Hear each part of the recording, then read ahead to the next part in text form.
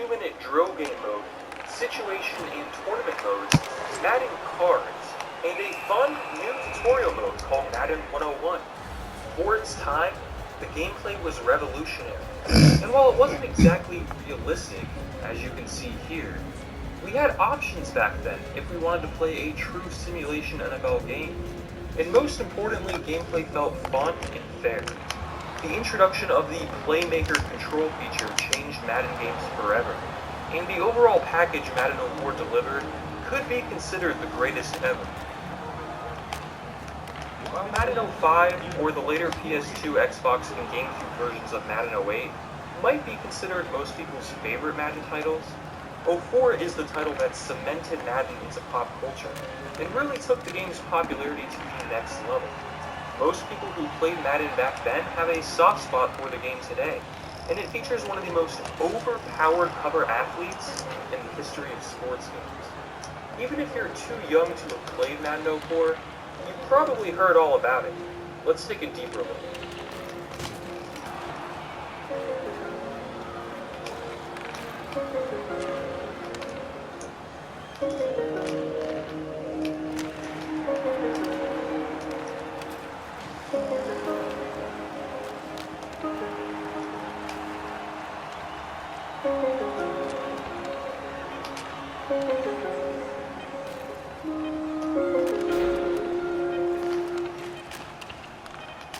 In terms of gameplay innovation, Madden 04 introduced the Playmaker control feature, something most people simply refer to today as Playmaker.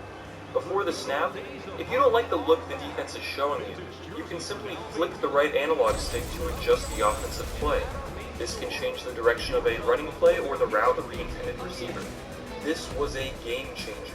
If a linebacker was clearly blitzing towards the direction of your running play, you could quickly flick the right stick towards the opposite direction rather than having to audible to another play. The most fun part of the Playmaker feature is how you can utilize it after the ball is snapped. As a running back, you can use the stick to tell your blockers where to block as the play develops. And on passing plays, you could buy time with your quarterback and tell your receivers to change their route. When plays started to break down, this brought a more organic feel to the game, which made the football action feel closer to the real NFL than ever before. It was risky, as it took time and you could be sacked in the process, but playmaking a receiver to run a streak and lobbing up a last-second improvised touchdown is one of the greatest feelings ever. There was also defensive Playmaker, which allowed you to shift your secondary towards one side of the field or quickly change from a pass defense to a run defense with a simple swipe of the stick. Some minor tweaks many would probably miss include changes to play action. In 04, the camera would actually follow the running back on play action plays and essentially get tricked, which made the play more effective against humans. And the PS2 version of this game actually had online play. Running the ball in Madden 04 was awesome, as the offensive line actually seemed smart and would open up huge holes. And the fluidity of player movement and animations were fantastic for the time. Some of the catch animations in this game look very impressive, and suction tackling is not an issue here, unlike in modern Madden games. While player speed and change of direction lean towards the arcade side of things, you had full control over your players, and never felt cheated by the game. Unless, of course, you were playing your friend who was running circles around you with Michael Vick. Pretty much every decision you made in gameplay had a realistic risk and reward, such as blitzing, fitting a ball into tight coverage, and play action, for example. Playing the CPU was actually challenging, and this helped the replay value tremendously.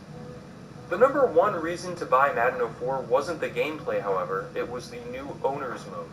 At the time, NFL 2K4, NFL Fever, and NFL Game Day all had decent franchise modes, but Madden 04 took things to the next level. Notice what happens when there is competition? This is the Madden game that introduced all the off-season fun we miss today. The Owner Mode brought a business side to franchise mode, where every dollar mattered. You had to balance your salary cap, player happiness, fan happiness, attendance, ticket prices, and more. Dynamic attendance was in this game, and if your team wasn't performing well, fans would barely show up. If you're getting blown out, your fans might leave early. Loyalty had to be earned. Want to relocate? Build a new stadium completely from scratch, from the end zone art to midfield to the wall designs to the scoreboard to the press boxes. Then choose any name, any city, and any logo you want and design your new team branding from scratch. Design your own uniforms with different templates and colors of your choosing. Change your helmet stripe. Change your alternate uniform. Want to make extra money? Why not let a company sponsor your stadium? This is the Madden that introduced the ability to change hot dog prices, which I've noticed is something Ultimate Team players, streamers, and pro players like to make fun of on Twitter. It's kind of a meme that franchise diehards want to change the prices of hot dogs, rather than having EA actually improve the rest of the game, which is incredibly short-sighted and ignorant. When you lay out all the features that used to be in Madden games and are missing today in Madden 21, changing hot dog prices is likely at the very back of anyone's mind. But these Ultimate Team guys really want to silence that type of criticism and ridicule anyone who is rightfully asking for a deeper game than the shallow garbage we get back of anyone's mind. But these Ultimate Team guys really want to silence that type of criticism and ridicule anyone who is rightfully asking for a deeper game than the shallow garbage we get today. And yes, I know, I'm getting off topic here, but I thought it was worth bringing up since this is the Madden that introduced the ability to change hot dog prices in the first place. You could also change the prices of beer, soda, and popcorn, and it actually had an impact on your team's sales. If you were playing well, fans would likely pay extra for concessions and you could make more money. But if you were a bad team struggling to bring fans into your stadium, having cheap concessions could go a long way. That's what the Atlanta Falcons did with their new stadium. You could also spend money on promoting your team through advertisements such as commercials or billboards to bring more fans in, but the key was that you needed to find success on the field to really make more money. It added a big strategy to franchise mode, which made it more enjoyable over the long term, especially when rebuilding a bad team. As your team improves or regresses, you'll find yourself changing those prices around in order to afford a relocation or simply bring in more fans. The game offered plenty of advice and detailed analysis of your financial situation as well. You had advisors who offered ideas on improving your situation, as well as graphs and charts showing your team's performance throughout the season in numerous categories. Of course, if this sounds overwhelming for some people, they can turn the owner mode off in settings and simply play through franchise mode in the traditional manner. There is nothing wrong with too much depth if it can be turned on and off, and back then Madden 04 was praised for it. Minicamp was added into franchise mode for the first year as training camp, which added activities and drills to improve your player attributes after the draft and before the regular season, rather than how Madden 21 completely skips from April to August. Minicamp is also a standalone game mode, which was also in previous Maddens, where you jump in and complete drills of varying difficulty levels with different teams and try to beat your high score. It's one of the most fun game modes I have played in a football game, and it's a real shame that it vanished into thin air. Another awesome mode that no longer exists is the 2-minute drill. You choose a team and an opposing team and then have 2 minutes to score as many points as possible. The game has high scores from John Madden and random other people that you try to beat. After you score a touchdown, instead of kicking off, you get the ball back at the 20-yard line. These short, high-score-based game modes were awesome to pick up and play with friends, or if you just wanted to kill some time, and likely bring back a lot of nostalgia for those who remember playing them. It's crazy how much more there was to do in these older Madden games. Football 101 is a really informative, interactive tutorial with John Madden. Pick a team, pick a play, and John will break it down. Just watch. Welcome to Football 101. If you don't know what a halfback off tackle is, then this mode is for you. Calling plays and reading defenses can make all the difference out there. So sit back, relax, and have fun. School is now in session. The strong I formation is a good power running formation. The halfback is lined up behind the quarterback, and the fullback is split to the side that the tight end is on. The strong I halfback blast play requires strong blocking by the offensive line. The center and left guard double team this guy right here. The fullback leads through the hole here and picks up this defender. The halfback takes the ball and looks to follow the fullback through the hole, but he can cut back to any other hole. Set. Hut. Hut. Hut.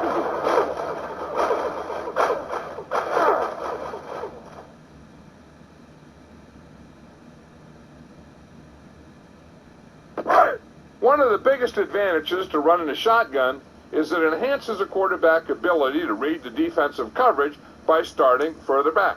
In a normal shotgun formation, There are usually 3 wide receivers, a tight end, and 1 running back. The deep corner play is designed to spread out the defense. The slot receiver here is a primary target, and he's the guy that's running a corner route. You've got the wide receiver here running an out under the corner, so it has to be a shorter route.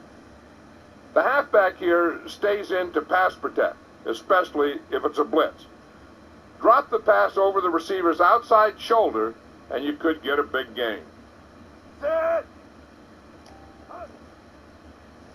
Hut.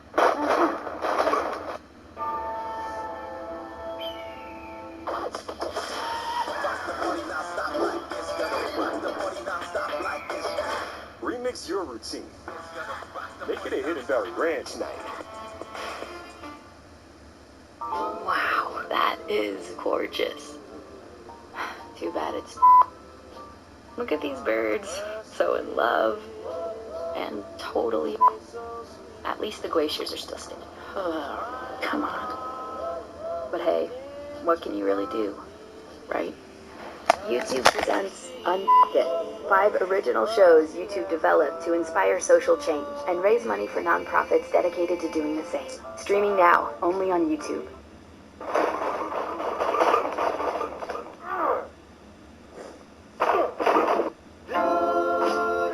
Wow, that is gorgeous. Too bad it's... Look at these birds, so in love, and totally... These sharks, this waterfall, this... I don't even know what that is, but it's definitely... You know, at least the glaciers are still standing. Oh, come on. It's kind of a bummer too, you know? Because this place is quite amazing. But hey, you know, what can you really do? Right? YouTube presents Unfit, 5 original shows YouTube developed to inspire social change and raise money for nonprofits dedicated to doing the same. Wow, that is gorgeous. Too bad it's... Look at these birds, so in love, and totally... These sharks, this waterfall, this... I don't even know what that is, but it's definitely... You know, at least the glaciers are still standing. Oh, come on. It's kind of a bummer too, you know? Because this place is quite amazing. But hey, you know, what can you really do? Right? YouTube presents Unfit, 5 original shows YouTube developed to inspire social change and raise money for nonprofits dedicated to doing the same. Unfit, streaming now, only on YouTube.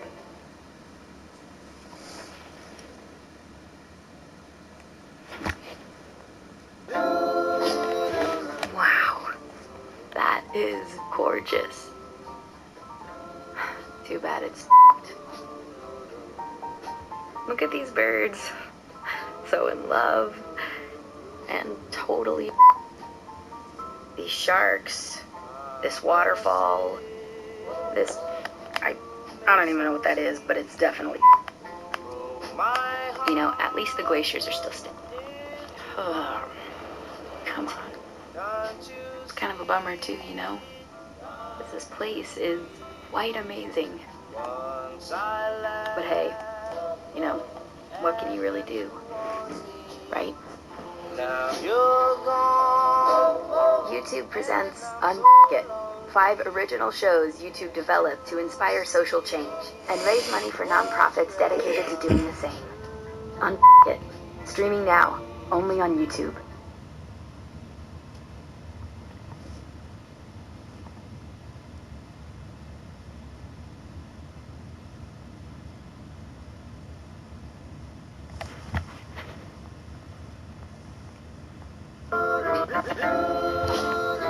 Wow, that is gorgeous. Too bad it's... Look at these birds, so in love, and totally these sharks, this waterfall, this, I don't even know what that is, but it's definitely, you know, at least the glaciers are still standing. Come on. It's kind of a bummer too, you know, because this place is quite amazing. But hey, you know, what can you really do?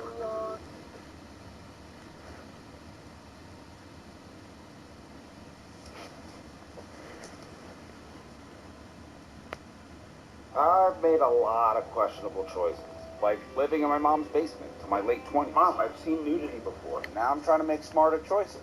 Hydrating with smart water and stuff like that. Watch yoga videos ad-free and practice uninterrupted. Try our student plan. Hey there, I'm the animator behind Chipflake, a YouTube channel that is all about this cat, and also sometimes about me, but in the form of this cat.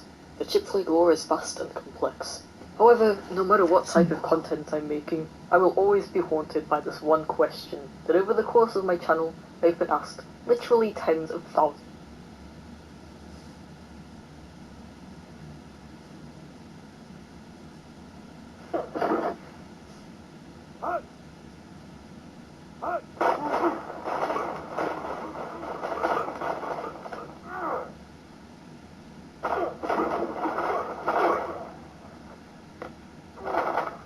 Wow, you did everything right that time. After playing through Madden 101 and learning the ins and outs of why plays work, you could actually create your own playbook with the fan favorite missing feature, Create a Play, which allows you to design a formation and then create play art for it.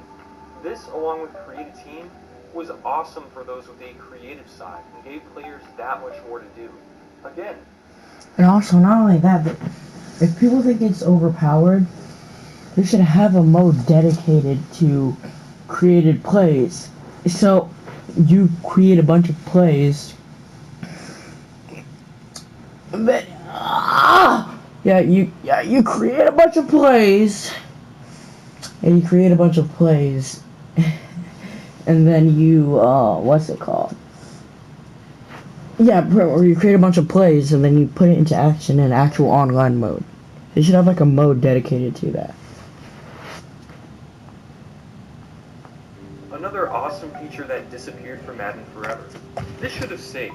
And while it would have been broken online, there's no reason it shouldn't have been available for offline play in single-player franchises. Madden cards were an awesome part of this game as well.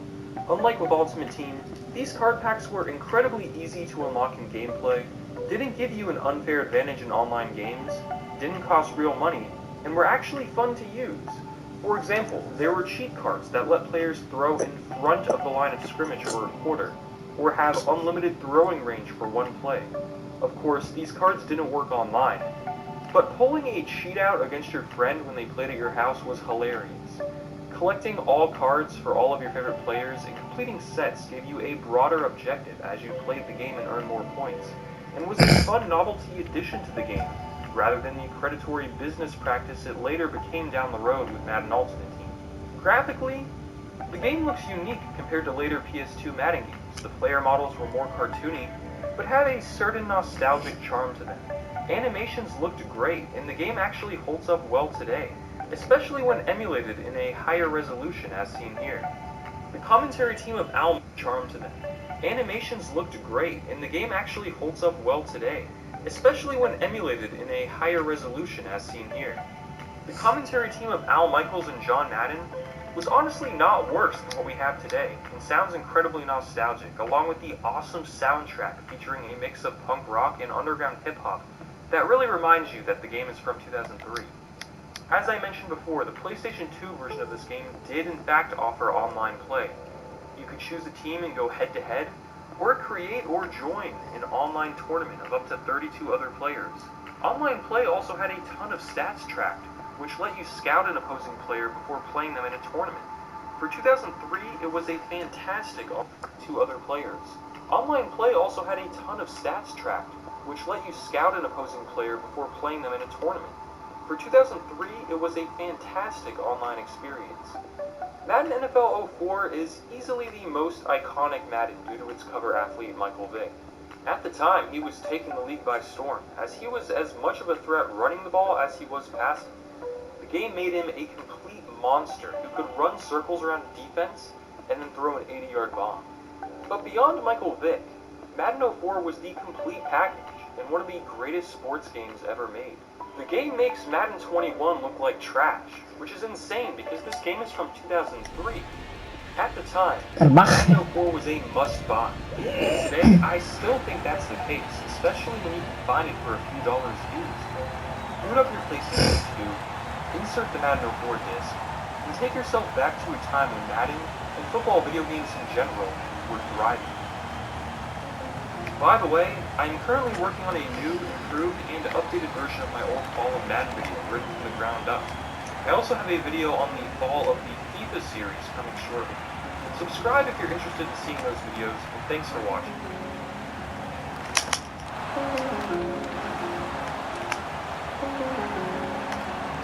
Fall of the FIFA series? I don't see that.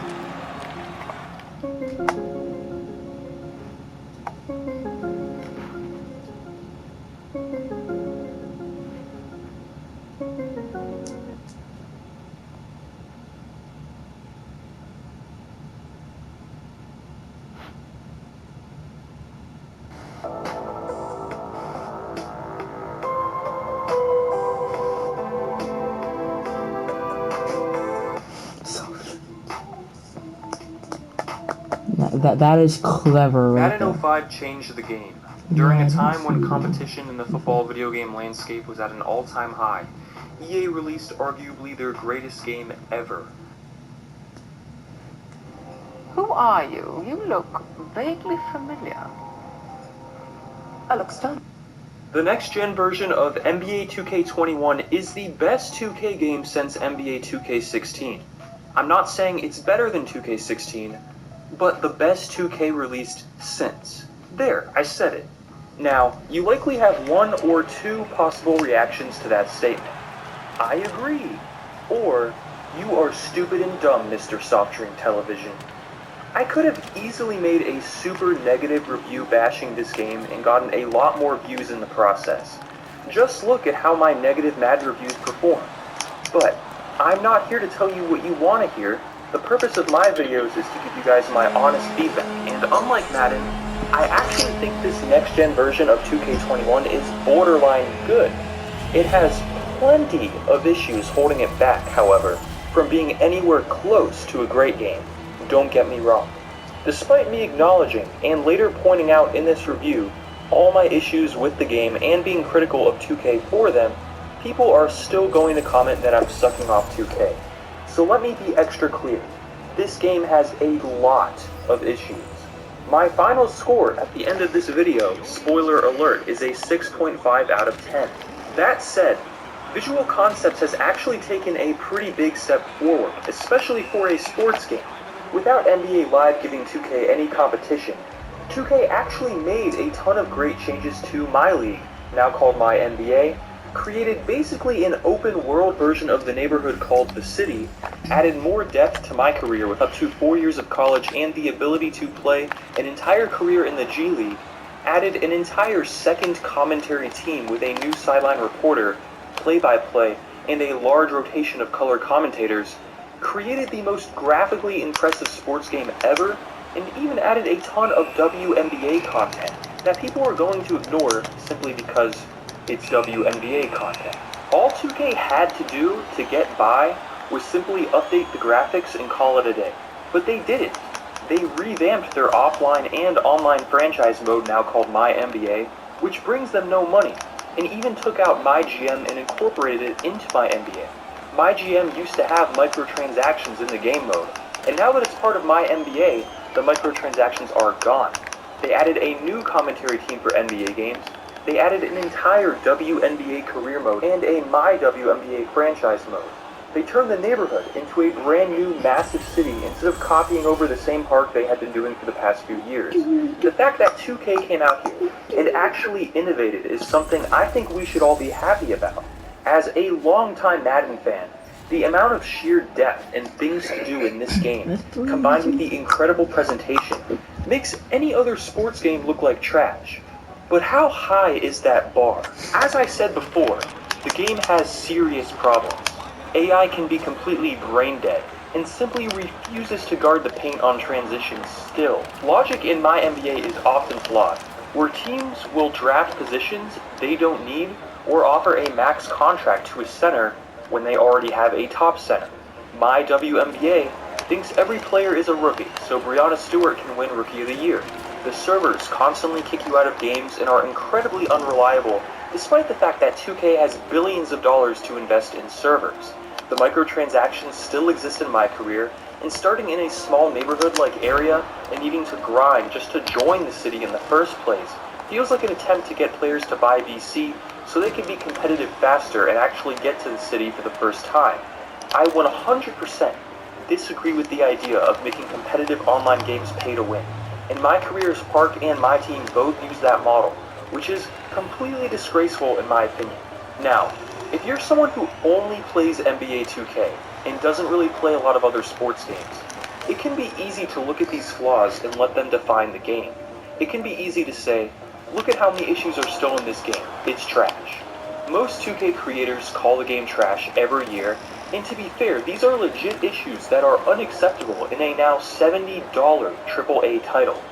But, as someone like myself who plays a lot of sports games, NBA 2K is simply way ahead of the curve in nearly every area. While those issues do suck, beyond those issues is a fantastic NBA game, and 2K has the potential to create one of the greatest sports games. What? I did not touch him! Since they don't, there is no way I can recommend this game for $70. But, compared to any 2K since 2K16, this is easily the best. And compared to any other AAA sports title on the market, this is also easily the best. My favorite change to the game is the new focus on franchise mode.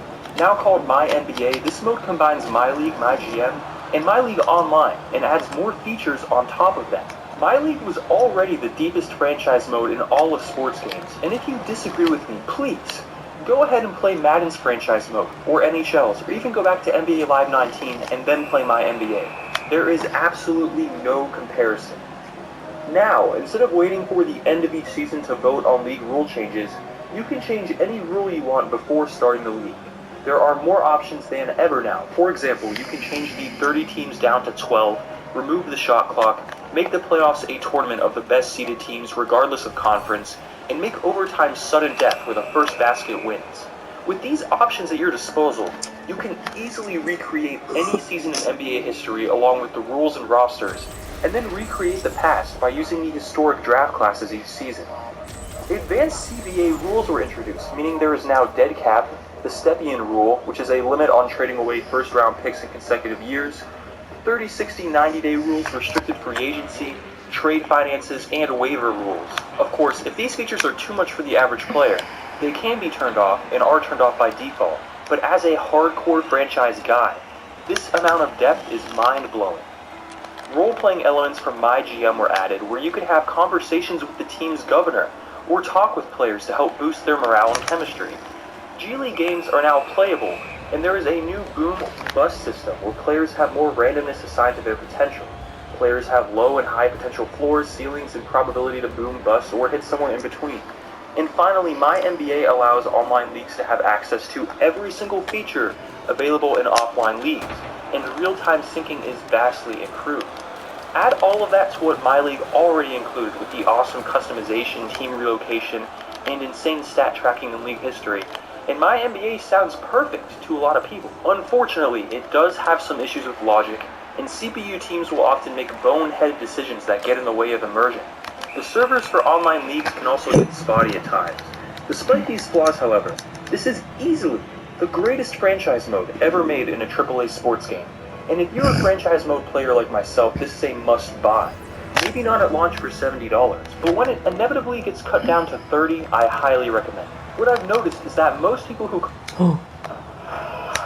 Click this and play Hello Engineer. It's that easy, that fast, and that free. Click this crazy contraption. Click this rampaging robot. Click and play in seconds. On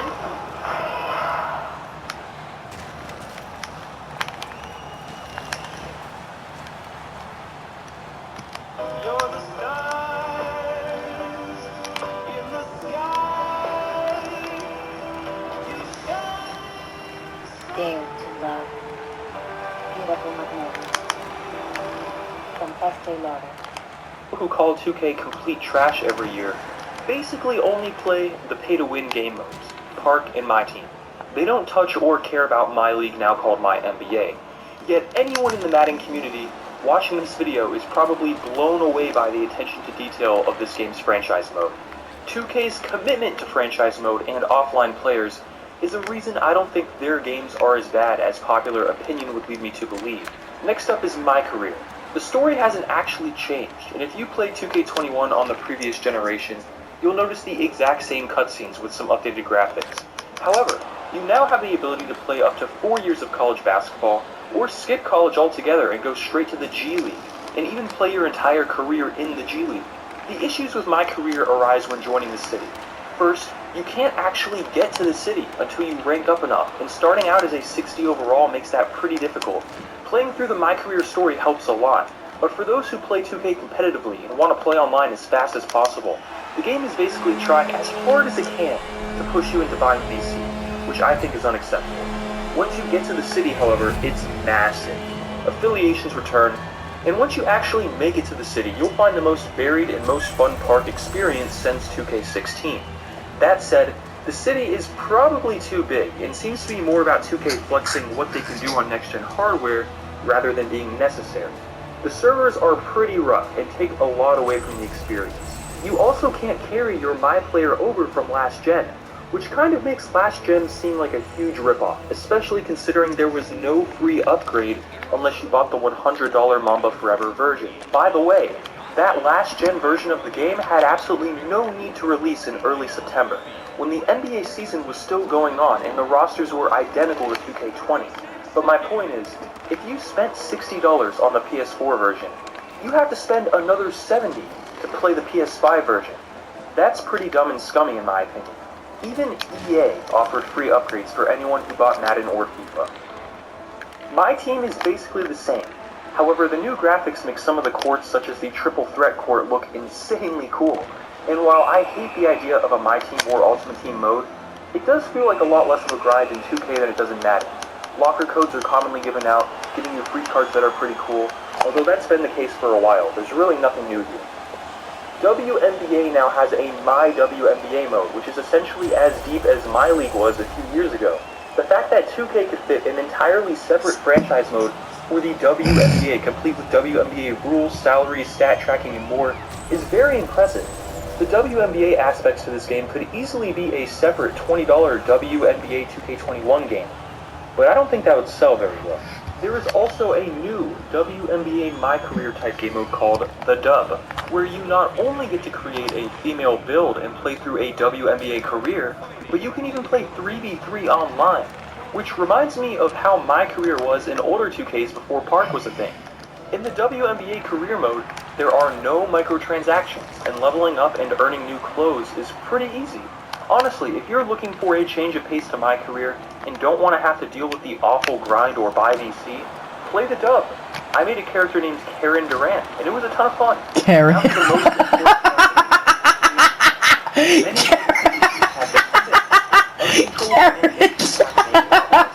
Karen Durant. Makes it a lot easier. To me, I rarely feel like I'm on skates, and in the past few 2Ks, I always felt like I was on skates. Movement is a lot better, and playing defense is much more fluid. On PS5, the controllers use the adaptive triggers so that when fatigued, sprinting takes more force on the trigger, and you get this super satisfying haptic feedback when boxing someone out using the left trigger.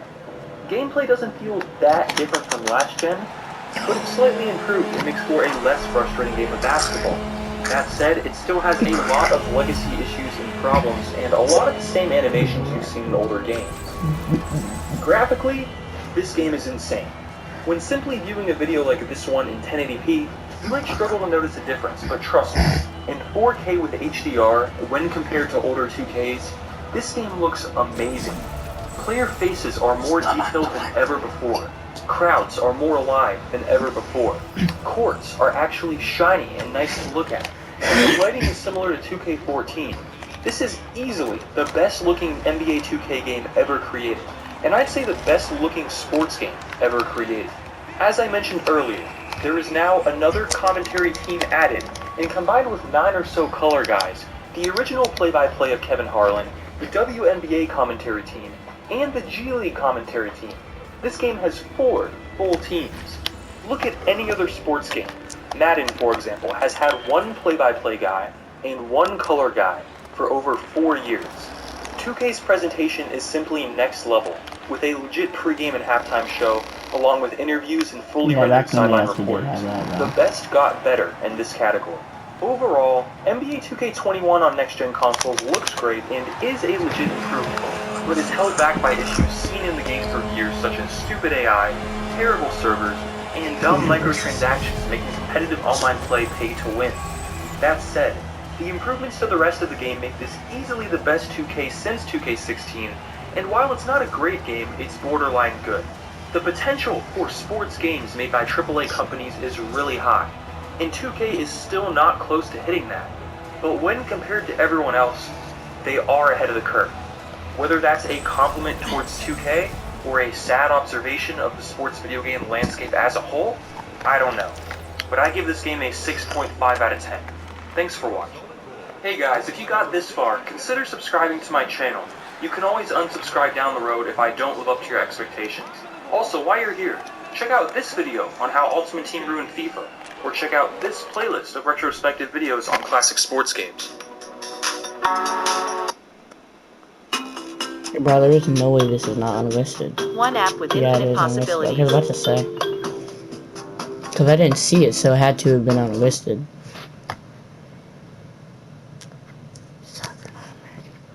You shouldn't stand in the way of progress, right? You shouldn't stand in the way of progress. You shouldn't stand in the way of progress, right?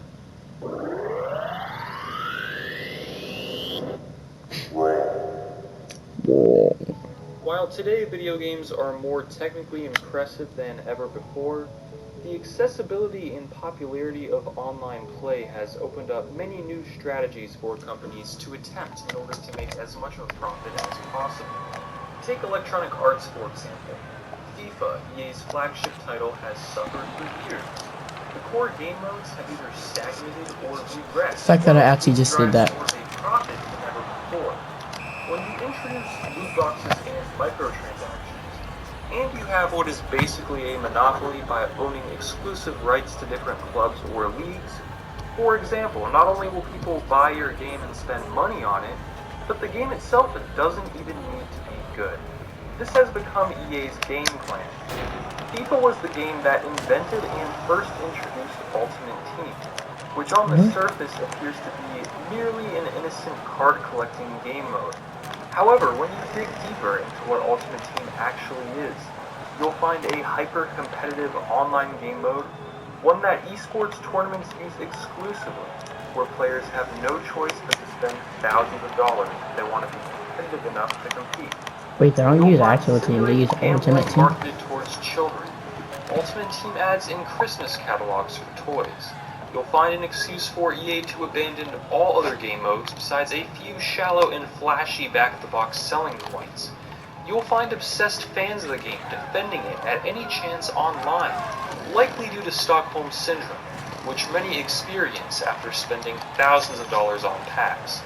This monetized game mode is driving the direction of not only FIFA, but all AAA sports games, all at the expense of poor gameplay, depth, and most of all, fun. And here's the kicker. The majority of FIFA's hardcore player base is very well aware of this. They know the game has become a disgrace to the sport of football.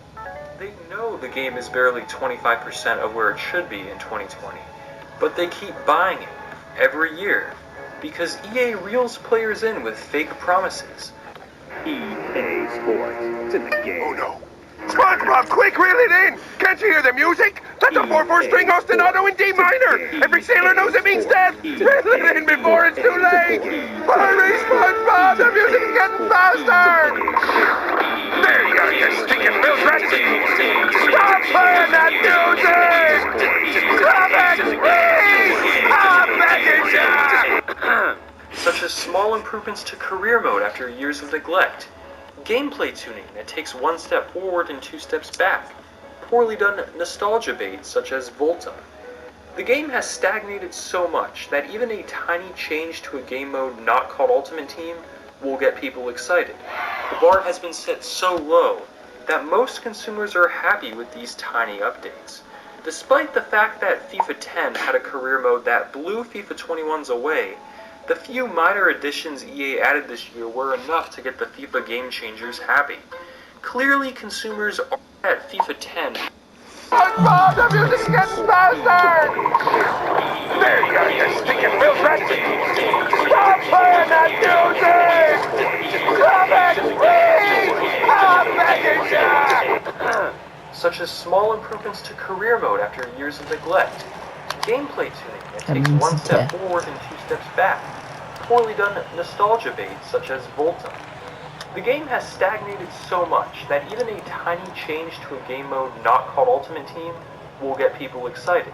The bar has been set so low that most consumers are happy with these tiny updates. Despite the fact that FIFA 10 had a career mode that blew FIFA 21's away, the few minor additions EA added this year were enough to get the FIFA game changers happy. Clearly consumers aren't going to stop buying one of the most popular games in the entire world. The competitive players buy it every year to compete. They spend thousands of dollars on the game, which cancels out all the people deciding to boycott the game out of protest. Unless we decide to hold companies accountable and limit the onslaught of monetization in these fully priced AAA games, the situation is only going to get worse. This is the hardest question any FIFA player can ask. If you think that spending thousands of dollars for card packs simply to compete is okay, then fine. But just think about this for a second. If you aggregated that money as population data, you're dealing with a cash flow of billions of dollars flowing into the bank accounts of EA executives. Are we really getting the same value out of FIFA today than we were a decade ago? What is the return on our investment? After spending thousands of dollars on packs, buying the game at launch every year for $60, are you getting a return on your investment of loyalty? EA looks at its consumers as pawns, gamblers. They invest in research on how to make their game as addictive as possible. They pioneered microtransactions in sports video games. Do you really think, in EA's frame of mind, the company is actually planning to reinvest this revenue into the core gameplay, the game modes? Or are they instead going to continue marketing their game towards people with addictive tendencies, people with characteristics of a gambler, many people who don't know any better, such as children?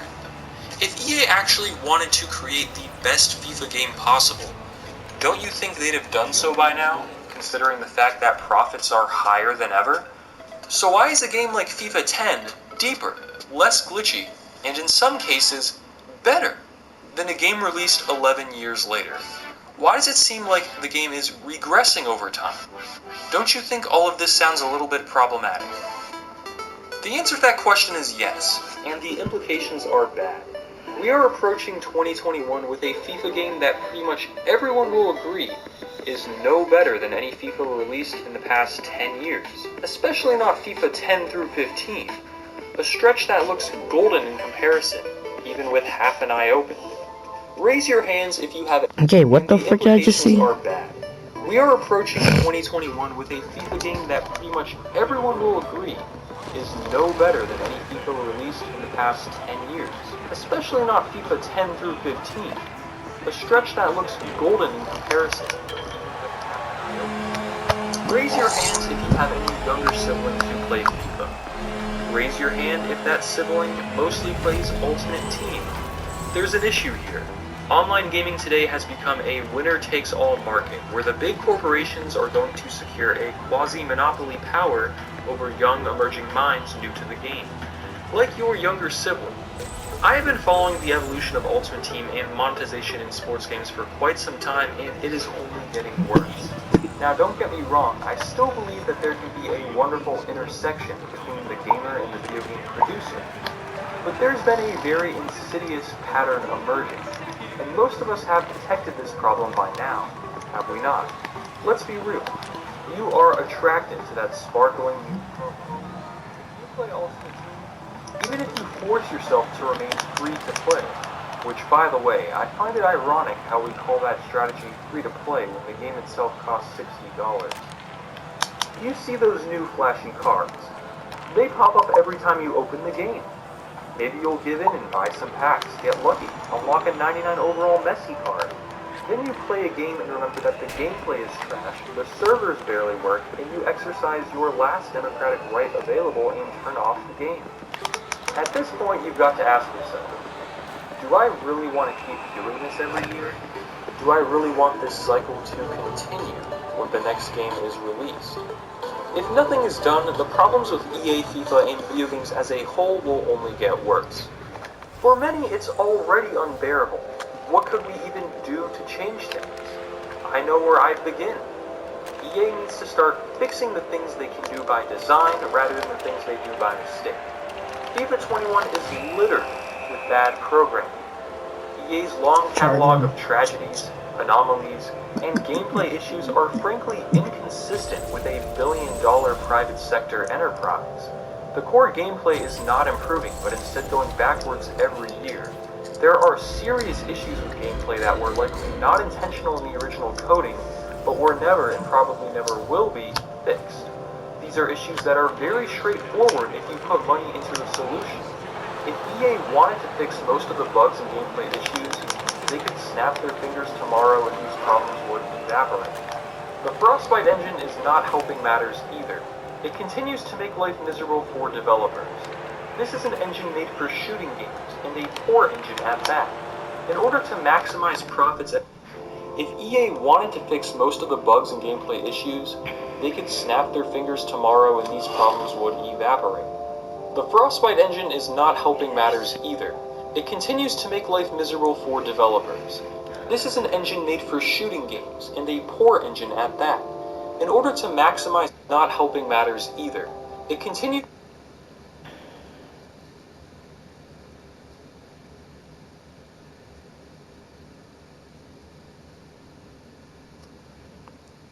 to make life miserable for developers.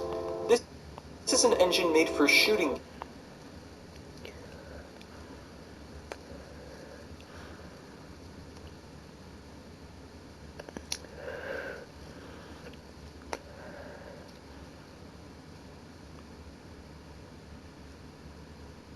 games, and a poor engine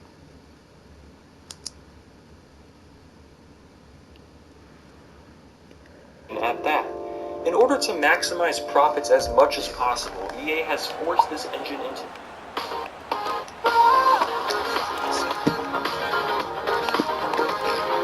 Yeah, like, he was right. It was made for shooter games because originally Frostbite was introduced in Battlefield Bad Company. And the first Frostbite was introduced in Battlefield Company. And it originally was only going to be used for Battlefield games. But then they started branching it off. And they started branching off and putting it and forcing it into other games. Is it ethical which has for made EA to them, hold these which has exclusive made the licenses, gameplay to charge $60 worse. for broken games built upon And heck, even technology that modern wasn't Battlefield intended games for these games? What's are funny kind of is like that despite the higher Battlefield games are like the profits only than ever games that before aren't due to really Ultimate messed Team, up by the Frostbite and the engine, money because pinching that's what they were strategies made EA for. uses where bugs are ignored in That's what the Frostbite engine was made for. It was made for Battlefield. It was meant to be a destruction these games are becoming engine. more expensive than ever. Building a competitive team is ethical for EA to hold these exclusive licenses, to charge $60 for broken games built upon technology that wasn't even intended for these games? What's funny is that despite the higher profits than ever before due to Ultimate Team, and the money-pinching strategies EA uses where bugs are ignored and the Frostbite engine is used for a football game, somehow, despite how high these profits are, these games are becoming more expensive than ever. Building a competitive team is more expensive than ever. If you don't spend money in-game, you are going to be overmatched online. EA does not care about the quality of their games as long as the consumer continues to buy them. I want EA to think beyond financial risk and understand the risk of losing their player base. With their clever marketing towards children, they are clearly trying to replace unhappy consumers with more easily manipulated ones, but eventually, public opinion will reign supreme. The executives at EA must understand their agency. They've gotten used to not caring about anomalies in the game's program, but the fans notice. EA is in danger of failing to recognize the power of consumers. And what's more, Dang it, bro, it am seems I like only stupid the or am I hardcore stupid? FIFA fans want to protect what's good about the franchise. In the space of 10 years, EA's interest in monetizing FIFA went from a curiosity to a revolution. Their obsession with packs, microtransactions, and loot boxes have overrun everything about the management of a football team or actual football gameplay. You could argue that EA hasn't broken any new ground since FIFA 15, and before that with FIFA 10, the final game that truly focused on having a great career mode and offline experience. Besides improving an interactive model that rakes in more capital, I can't say that EA more than that. Cheats.com. FIFA's hardcore fan base is being monetized, and we live in a market of one, where there is little chance of true competition. While Pro Evolution Soccer is technically FIFA's competitor, the more realistic gameplay is slower, more difficult to get into, and missing the mass appeal FIFA's more arcade-style gameplay provides. While many prefer it, PES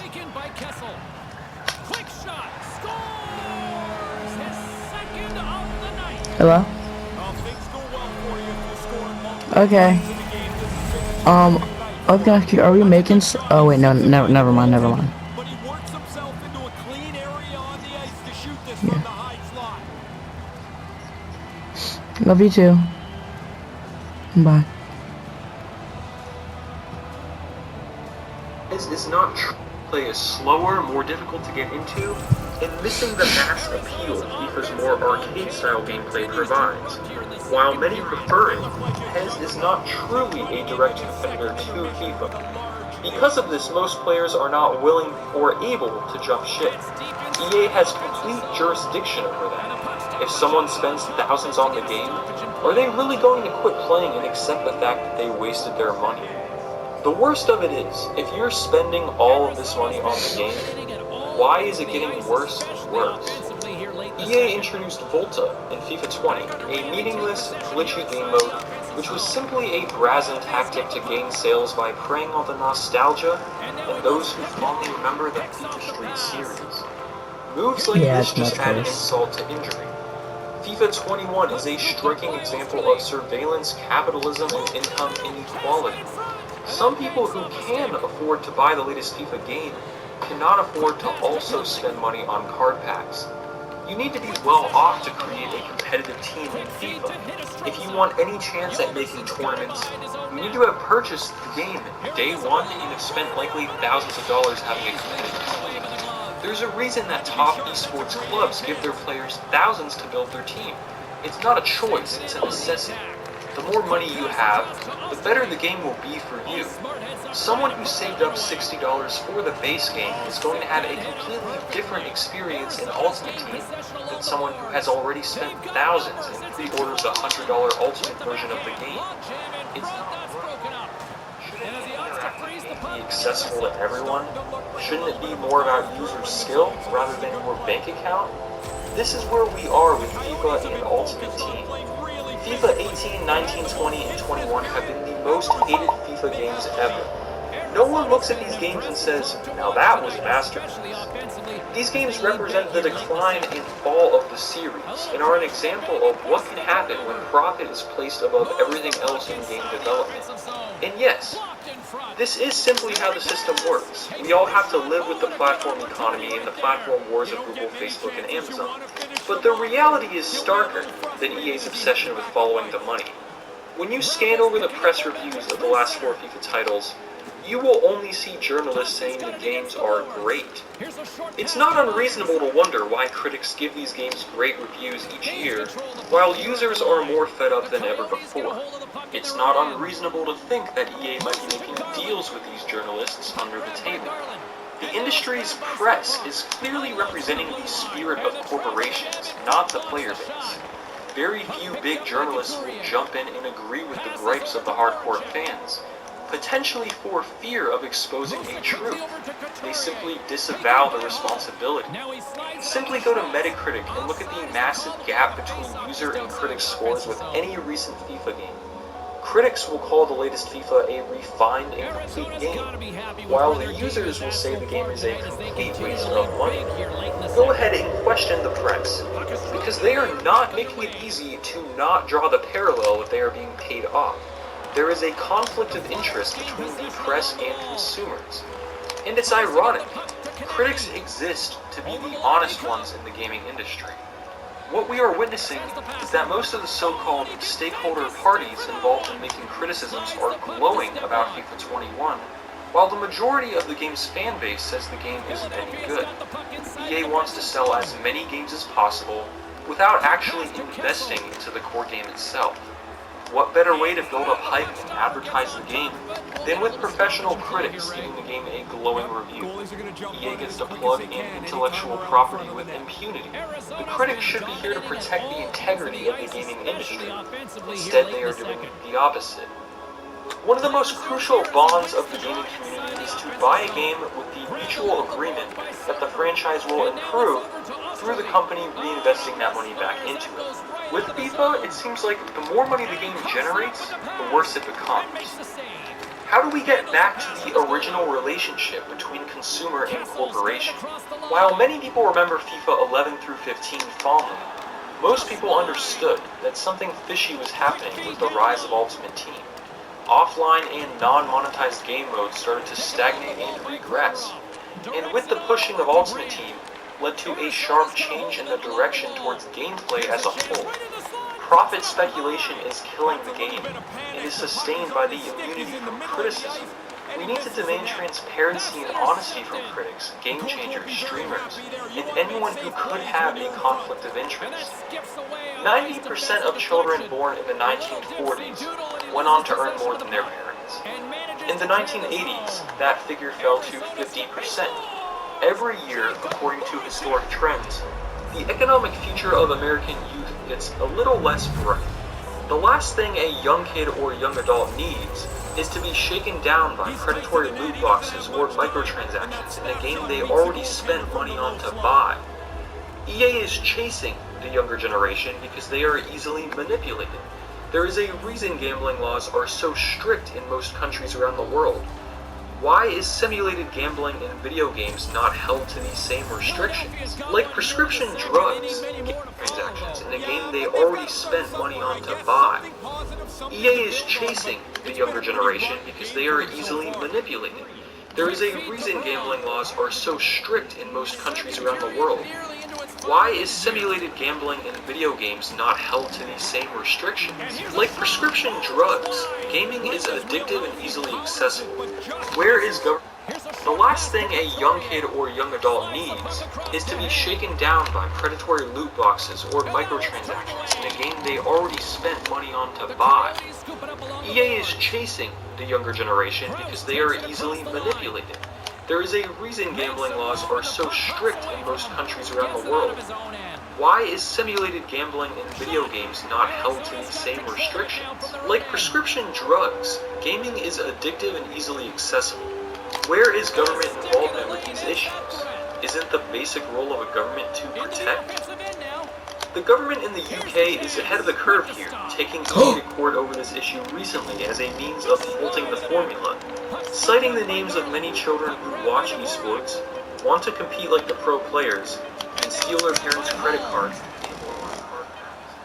Appearing in front of the Inquiry Board, Harry Hopkins, VP of Legal Affairs at EA, accessible. Where is government involvement with these issues? Isn't the basic role of a government to protect? The government in the UK is ahead of the curve here, taking EA to court over this issue recently as a means of halting the formula, citing the names of many children who watch esports, want to compete like the pro players, and steal their parents' credit cards to gamble on card packs. Appearing in front of the Inquiry Board, Harry Hopkins, VP of Legal Affairs at EA, constantly dodged the ethical questions, and instead compared loot boxes to